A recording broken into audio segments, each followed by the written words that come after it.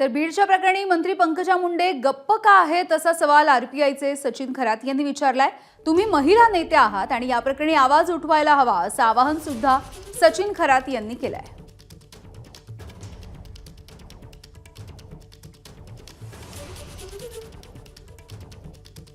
बीड जिल्हा मुंडे साहेबांच्या गोपीनाथ मुंडे साहेबांच्या नावाने ओळखला जातो, परंतु आश्चर्य वाटते की बहुजन मुलाची हत्या होते निर्गुणपणे, तरी सुद्धा पंकजताई शांत।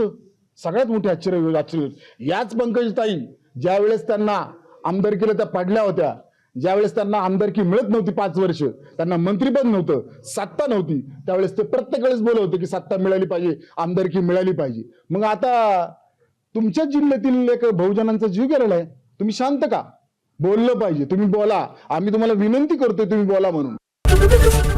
एबीपी माझा, उघडा डोळे बघा नीट।